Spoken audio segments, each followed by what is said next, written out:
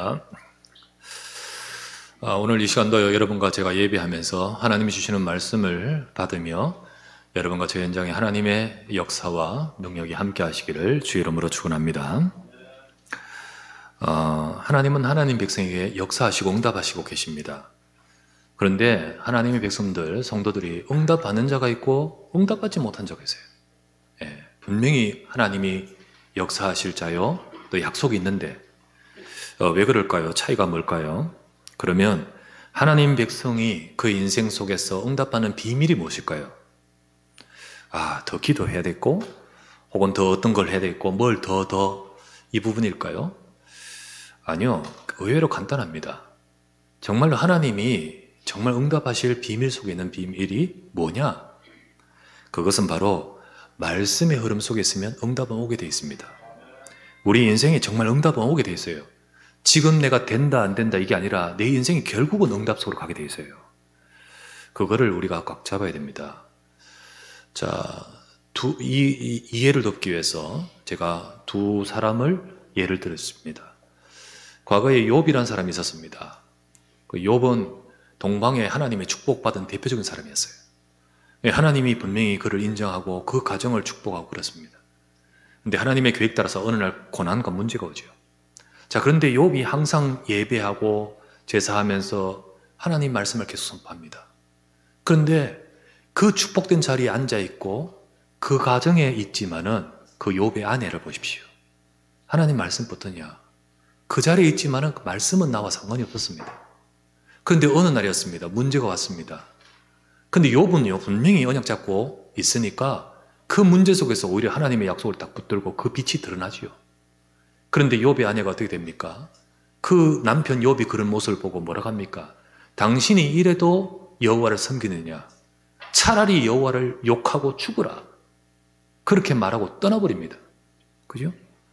그런데 욥은 시험을 다 이기고 하나님의 축복에 대표적인 이 고난을 이기고 응답받는 증인되지요.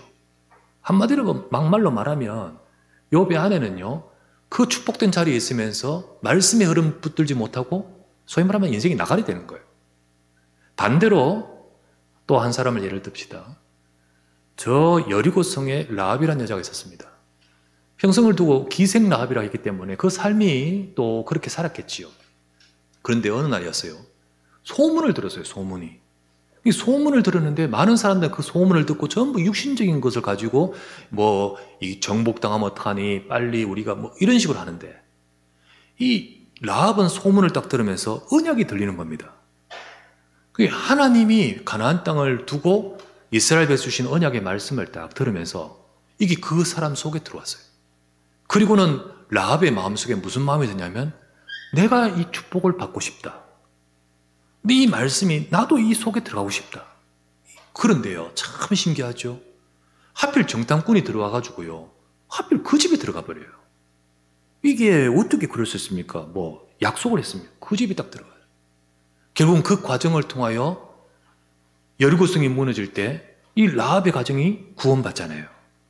그리고는 더 나아가서는 라합이 만남의 축복을 가지고 나중에는 어떻게 됩니까? 그 후손 속에 다윗이 태어나지 않습니까? 이게 응답으로 그냥 가게 돼요. 그 차이가 뭡니까? 여러분, 말씀의 흐름을 누리고 있느냐 아니냐입니다. 여러분, 이 자리에 계신 여러분과 제가 이 자리에 그냥 앉아있다. 여러분 또 그냥 지나가는 예배됩니다. 하지만 내가 정말 하나님의 말씀이 나의 속에 들어오고 그 말씀을 붙들 여러분 되시기 바랍니다. 오늘 이렇게 디도서를 들어갑니다. 그 디도서라는 성경을 여러분 또 잘 안 읽어보는데 어쨌든 순서대로 디도서 들어가면서 제가 묵상을 또 합니다. 하나님이 이 말씀을 통하여 어떤 말씀을 하나님이 주시는 음성을 듣기 원합니다. 근데 말씀을 받으면서 하나님이 우리 2월 달에는 조금 전에 우리 장로님 기도하셨다시피 임직식이 있잖아, 그죠? 임직식을 두고 하나님 말씀을 주시는구나. 임직식을 두고 하나님께서 말씀으로 이끌어 가시고 임직 받는 피택 중직자와 그리고 함께 우리 모든 이미 기존의 중직자들과 우리 모든 성도들에게 하나님이 주실 말씀이 있다는 사실. 우리가 그 부분을 우리가 받으면서 응답하게 됩니다. 그래서 이번 달에 쭉 하나님이 그렇게 말씀을 주실 것이고 인도하실 거라고 생각됩니다. 자, 그렇다면 디도서를 먼저 여러분께 이해를 시켜드립니다. 지난번 금요 기도회 때 이미 바울이 여정을 쭉 설명하면서 설명을 드렸어요. 지난번 우리가 보았다시피 바울이 로마 감옥에 갇히잖아요. 로마 감옥에 갇혔을 때, 1차로 갇혔을 때, 거기서 2년 동안 있으면서 바울은 그 전에 사역했던 지역으로 편지를 적죠. 그게 이제 옥중서신, 에베소서, 골로새서, 빌레몬서, 빌립보서, 요 4개 서신 아니었습니까? 그리고는 이제 감옥에서 2년 지나고 나서 바울이 감옥에서 나왔습니다. 그리고는 빨리 가야 될, 편지 적었지만은 빨리 다시 그곳으로 갈 곳인 에베소로 갑니다. 에베소에 가서 방문하여서 그 전도 운동이 계속 일어나야 되기 때문에 그곳에 방문하여 사역을 잠시 하고, 그리고는 그 지역에 누구를 남겨두고 떠났죠. 누구였습니까? 디모데였죠. 디모데를 에베소에 남겨두고 떠납니다. 그리고 또 다음 현장으로 가는 곳이 어디냐면 오늘 본문에 나왔던 그레데라는 섬입니다. 그 그레데라는 섬에 그레데 교회가 있어요. 거기서 사역을 하고 거기에서 또 남겨두고 떠납니다. 누구를 남겨두냐? 디도. 그리고는 바울이 떠나서 그러면 남겨둔 그들을 다 내팽개치고 있는 것이 아니라 편지를 적었죠. 그 마게도냐라는 곳에 와서 바울이 에베소에 있는 디모데에게 편지를 적었습니다. 그게 바로 디모데 전서였죠. 그리고 똑같은 시점에 디도한테도 적죠. 그 편지가 디도서입니다. 그래서 이 두 편지는 같은 시기에 적혔었으며 둘 다 목회서신이라는 거예요. 그 디도가 디모데와 같이 목사입니다. 그 그레데에 남겨둔 디도에게 적은 편지인 거예요. 그리고 나서 지난번 설명했다시피 이제 네로 황제가 쓰고 막 핍박이 일어나고, 그러니까 바울이 2차로 로마 감옥에 갇힙니다. 갇혀서 거기서 있다가 순교하죠. 순교할 때 마지막으로 적은 편지가 디모데 후서였죠, 지난번에. 이 세 편지는 목회서신이라고 합니다. 목회서신이에요. 이 편지 중에 오늘 우리 디도서를 봤습니다. 자, 디도에게 이 디도서를 보내는데 디도서를 보낸 이유가 나왔죠. 5절 말씀에 우리 봤죠? 뭡니까? 내가 너를 그레데에 남겨둔 이유는 남은 일을 정리하고 내가 명한 대로 각 성에 장로들을 세우게 하려 함이니. 디모데 전서를 우리가 처음 봤을 때 디모데야 너를 에베소에 남겨둔 이유, 남겨뒀다. 그러면서 디모데 전서를 보냈듯이 오늘 그레데에 너를 남겨두었다. 그리고는 디도서를 보내는 거예요. 그러면서 디모데를 두고 나의 참 아들 된 디모데에게, 오늘 디도를 보고 나의 참 아들 된 디도에게, 그러면서 적은 편지를 보냈던 것입니다. 그 편지 속에서 의도가 무엇이었습니까? 너를 통하여 거기에 중직자 세우도록, 중직자를 세우게 하고자 너를 그곳에 남겨뒀다는 거지요. 자, 이것을 위해서 바울이 디도서를 기록해 보낸 겁니다. 오늘 우리는 그러면 디도서의 이 말씀을 딱 들어가면서 하나님이 우리 주신 말씀이 뭡니까? 하나님께서는 이번에 중직자 세우는 것을 두고 우리 피택 중직자들 뿐만 아니라 우리 모든 이미 기존의 중직자들과 우리 모든 성도들이 하나님이 이런 속에서 주시는 말씀의 흐름을 따라가게 돼요. 그리고 그 속에서 하나님 주시는 중요한 응답을 받아가는 저와 여러분 되기를 주 이름으로 부탁합니다. 자, 그렇다면 오늘 말씀을 통하여 각 성의 장로들을 세우게 하려 함이니, 첫 번째 나눌 말씀은 여러분 중직자 세운다 하는데 행정적으로 세우고 하는 게 그게 중요한 게 아니에요. 임직식 하고 무슨 행사 치르고 이게 중요한 게 아니에요. 첫 번째, 영원한 언약을 같이 붙던 사람들이 돼야 되는 거예요.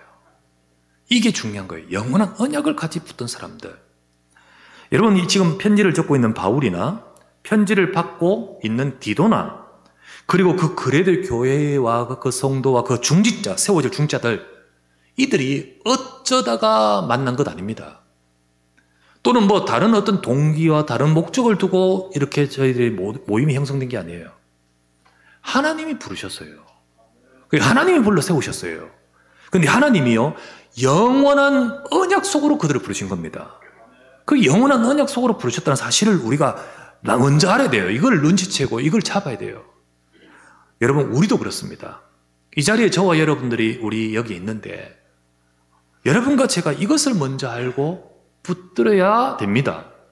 그래야 여러분과 저의 인생을 향한 하나님의 인도 속에서 여러분과 저를 통하여 하실 중요한 응답을 보게 됩니다. 이것이 바로 사실 더 중요한 거예요. 이게 우리의 정체성이고 우리에게 주신 언약이고 그게 그 속에 가장 중요한 핵심인 겁니다. 이거를 지금 먼저 거론하고 말하는 거예요. 식을 이렇게 해라, 저렇게 해라. 이게 중요한 게 아니잖아요. 그죠? 이때 이 언약을 붙든 사람들이 바로 저와 여러분이다. 자, 1절부터 4절까지가 바로 그 말씀이 나옵니다. 1절부터 4절을 제가 읽어볼게요. 하나님의 종이요 예수 그리스도의 사도인 나 바울이 이 사도가 된 것은 하나님이 택하신 자들의 믿음과 경건함에 속한 이 진리의 지식과 영생의 소망, 이 진리와 이 영생의 소망을 위함이라. 자, 이 영생이 뭐냐? 이 영생은 거짓이 없으신 하나님이 영원 전부터 약속이다. 영원 전부터 영원한 약속이죠? 영원한 약속인데 자기 때에 자기 말씀을 전도로 나타내셨으니 이 전도는 우리 구주 하나님이 내게 명대로 내게 맡기신 것이라. 같은 믿음을 따라 나의 참 아들 된 디도에게 편지하노니. 이렇게 적혔습니다. 자, 이 말씀을 제가 설명해서 정리해 드립니다. 하나님이 영원 전부터 약속을 하시면서 영원 전부터 약속하신 영생이 뭡니까? 영원한 생명이잖아요. 그 영원한 생명의 약속이 있습니다. 그게 뭡니까, 여러분? 그게 복음이에요, 여러분. 맞지요? 하나님께서 인간을 우리 정말로 하나님의 형상대로 창조된 인간. 근데 이 인간이 하나님과 함께 살고 그 속에 있어야만 행복하고 복 있게 돼 있는데 그게 우리 인간이잖아요. 창세기 1장 27절 하나님이 자기 형상, 하나님의 형상대로 사람 창조하시되 우리 인간을 남자와 여자를 창조하시고 하나님 그들에게 복을 주셨습니다. 곧 우리 인간은 하나님의 형상을 따라 지음받은 인간이기 때문에 영적 존재입니다. 우리는 하나님과 함께 살 때 복 있고 행복한 존재예요. 그게 우리 인간의 모습이에요. 그런데 지금 수많은 사람들의 인생 속에서 많은 고통과 불행과 어려움이 끊이지 않고 죽음이 있고 불행이 있습니다. 이유가 뭐죠? 이 축복된 자리를 인간은 떠나버렸기 때문이에요. 왜 떠났지요? 죄 때문이었습니다. 하나님 앞에 범죄했습니다. 누구에게 속았죠? 사탄이 인간을 속이되 하나님과 같이 살 필요가 없다. 네가 하나님이 될 수 있다. 그러면서 속인 그 속임수에 속아서 인간은 어떤 욕심이 들었습니까? 하나님과 함께 살아야 될 존재가 나 하나님 필요 없어. 내가 하나님이 되면 돼. 그게 우리 속에 들어온 죄입니다. 그 죄로 인하여 하나님을 떠나면서 하나님이 되었습니까? 사탄에게 잡혀버렸어요. 그때부터 문제가 시작되는 거예요. 물고기가 물속에 있어야 되는데 물 필요 없어. 어리석지요. 나무가 땅에 뿌리를 딱 박고 있어야 되는데 땅 필요 없어. 어리석지요. 뽑히는 순간, 물 떠나는 순간 문제가 시작되듯이 인간에게는 문제가 들어와 버린 겁니다. 그게 죽음이요. 그게 이 땅의 고통이요. 그게 바로 인간에게 본 불행인 겁니다. 시작이 거기서 시작돼서. 아무리 노력하고 애써도 우리 이 문제를 아무도 해결할 수 없습니다. 아까 장로님 기도하면서 본질상 진노의 자녀. 죽음으로 본질상 진노의 자녀. 그런 상태에 처해 있는데 그러나 하나님은 이를 그대로 두지 않으시고 우리를 구원하시기 위해서 하나님께서 영원한 약속을 주셨습니다. 그 약속이 무엇이었습니까?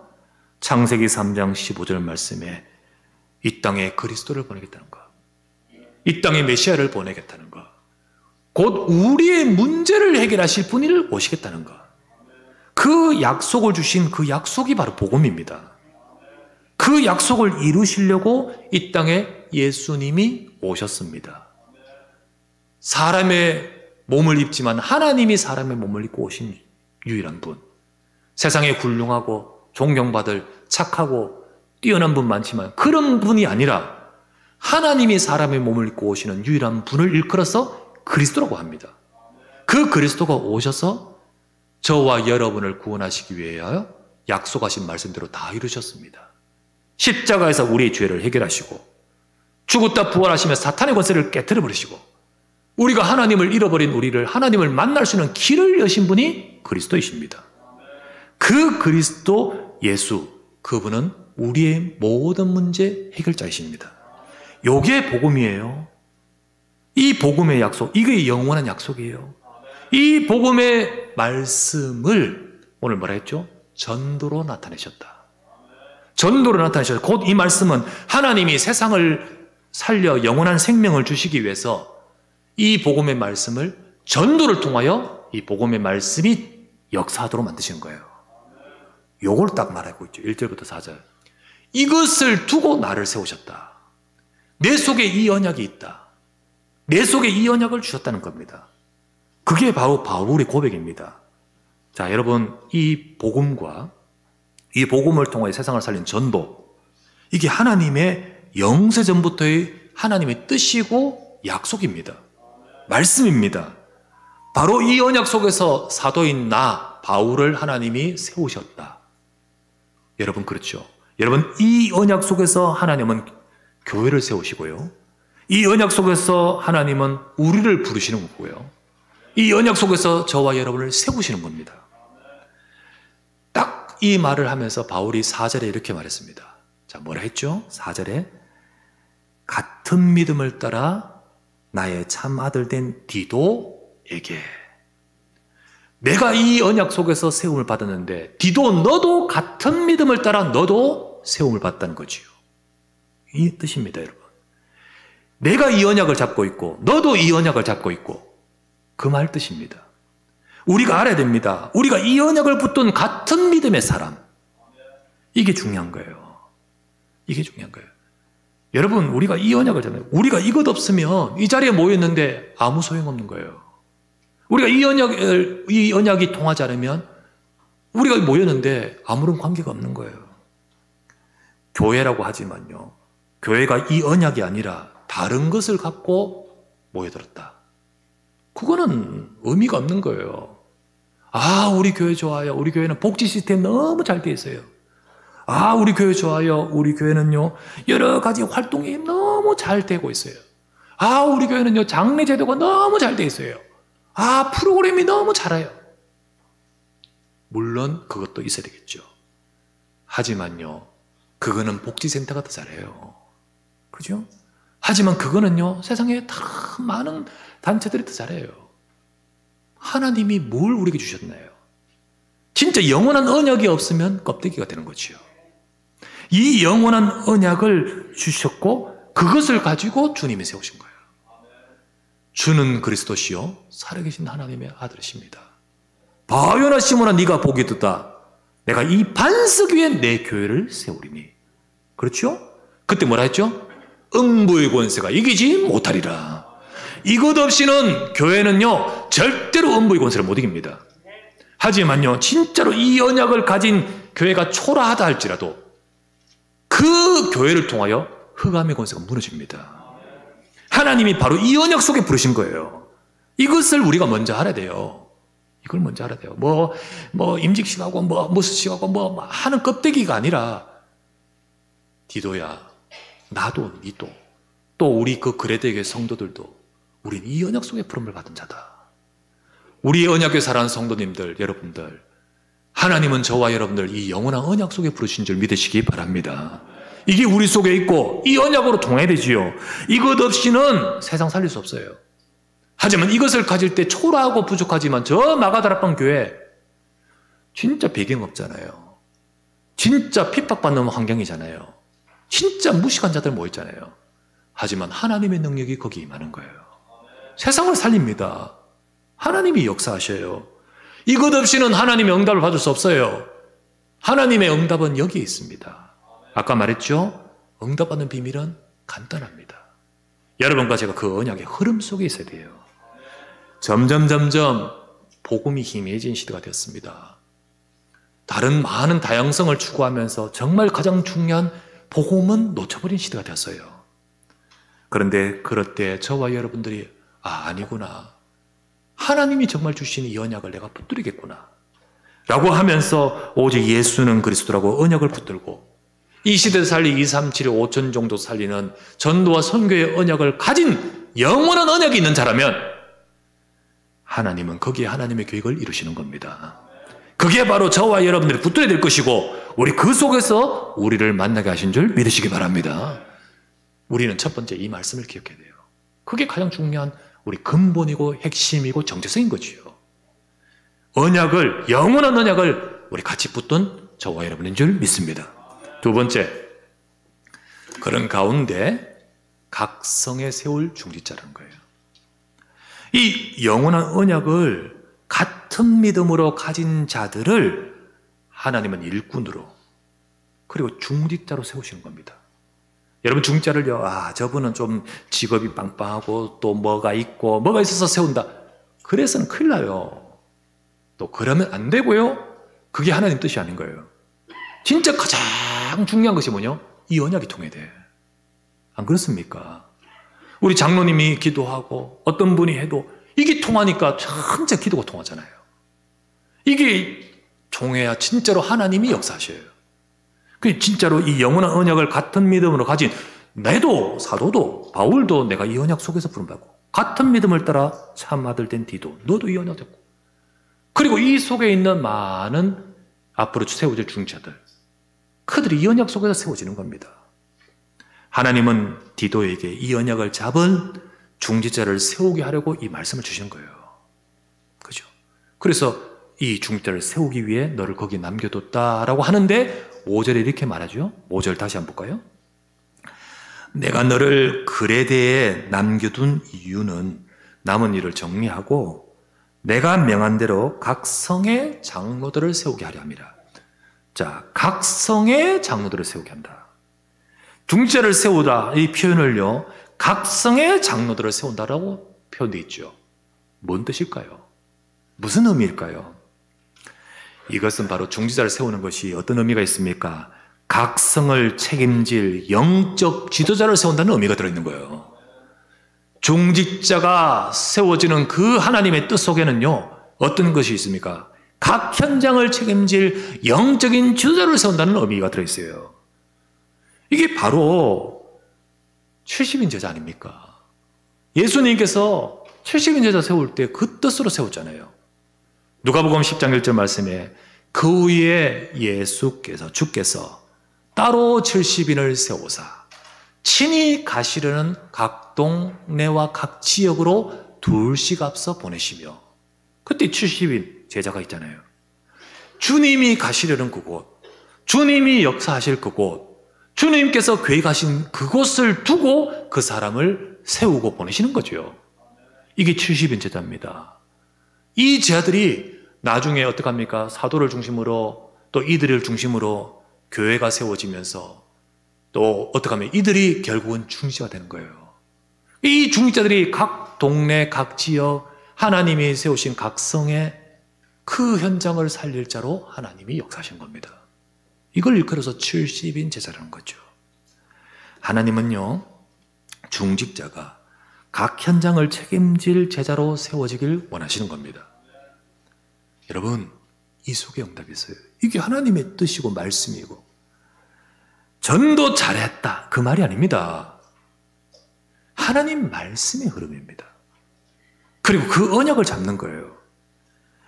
여러분, 각 성의 장로, 그러면 그 사람은 이 각 현장을 품는 자, 그 품는 그 중재를 통하여 하나님이 그 현장 살리기를 원하시기 때문에 그들을 통해 하나님 그 뜻을 이루도록 역사하시는 겁니다. 그게 하나님의 응답이 들어있고 역사가 있는 거예요. 그걸 위해 세워지는 겁니다. 한국 교회가요, 교회도 많고 중직자 얼마나 많습니까? 여러분 뭐 일하다 보면요, 뭐 중직자 있고 뭐 장로 있고 뭐 권사님 있고 뭐 많지 않습니까? 이 한국 교회가 하나님의 중직자를 세우고 현장에는 있는데 하나님이 중직자를 세우게 하신 이 참된 목적, 이걸 딱 놓쳐버리니까 세우긴 세워졌는데 문제가 계속돼 버린 거예요.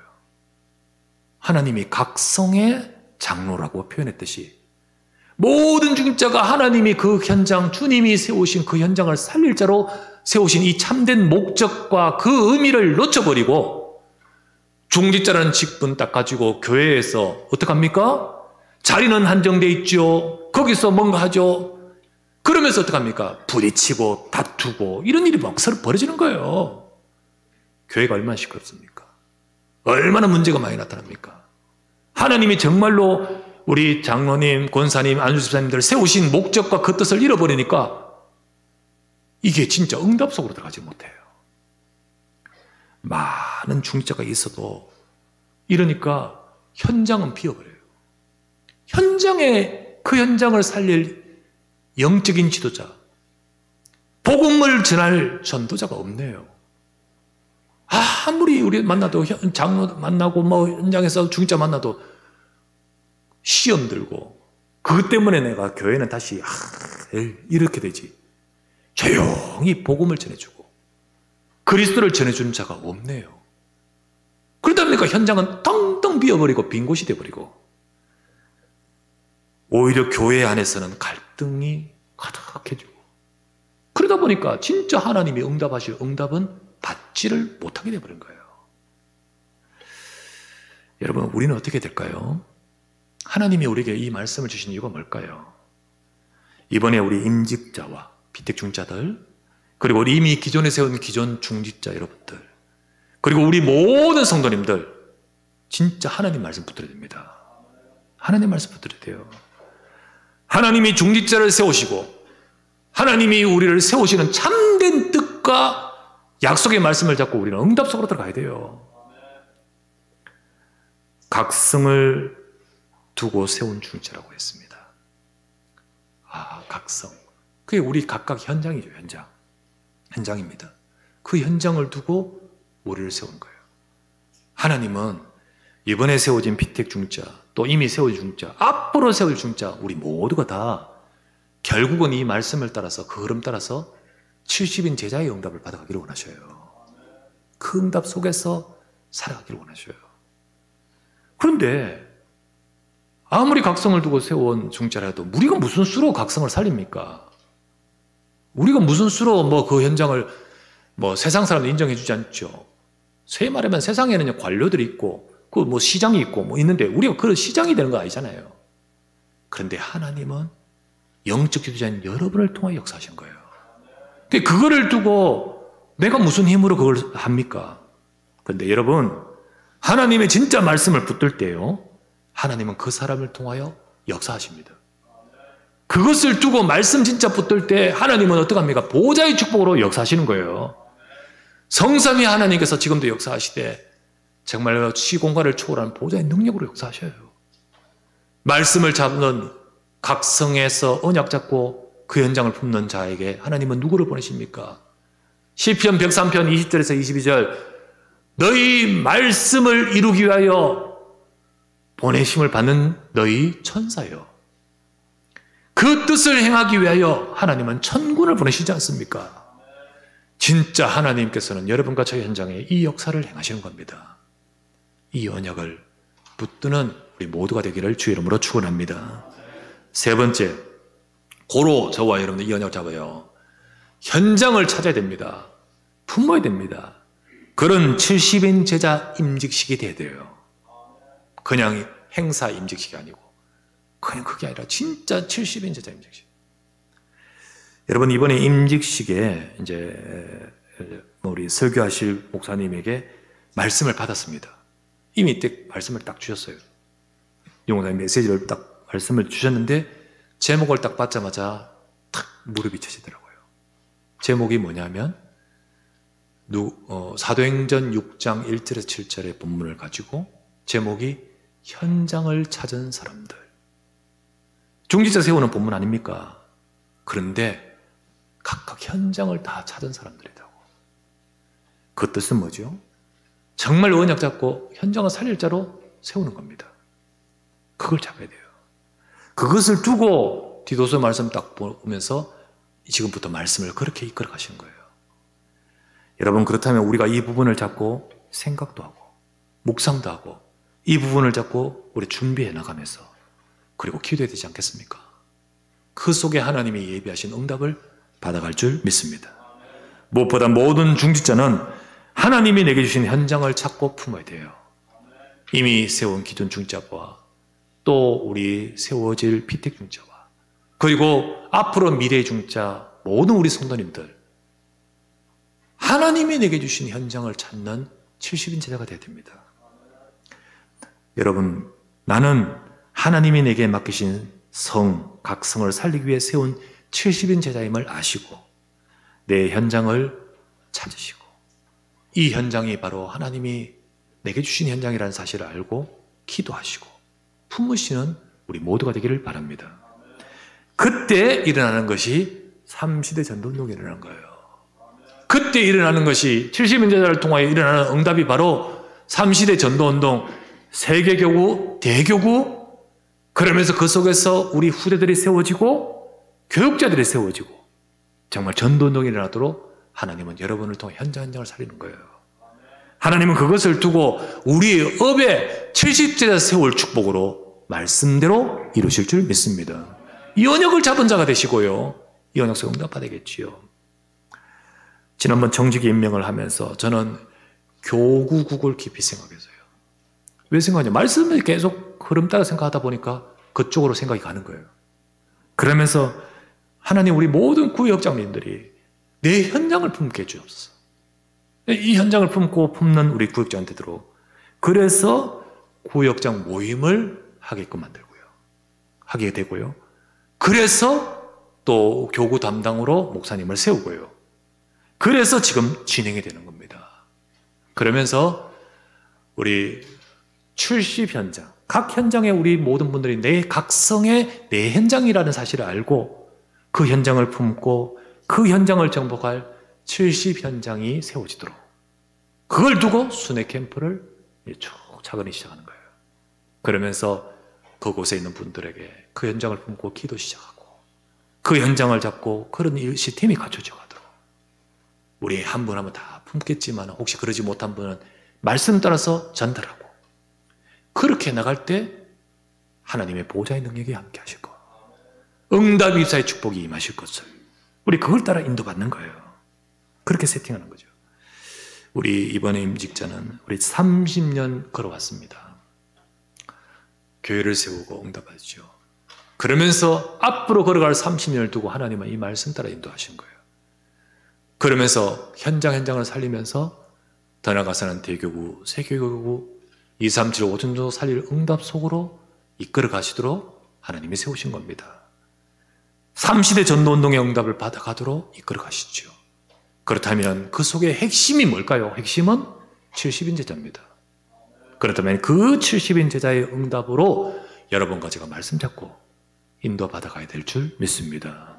이 축복을 누리는 우리 사랑하는 모든 주의 백성 되시기를 주의 이름으로 축원합니다. 전능하신 아버지 감사합니다. 각성의 장로들을 세우게 하듯 모든 중직자들 또 모든 피택 중직자들 그리고 모든 우리 앞으로 응답받을 70인 자들의 모든 자들이 이 말씀을 따라 나의 현장을 살리는 전도제자로 축복하여 주시옵소서. 이 속에 주여 보호자의 축복과 성삼위 하나님의 역사와 능력이 함께하도록 인도하여 주옵소서. 우리 구주 예수 그리스도의 이름으로 기도드리옵나이다. 아멘.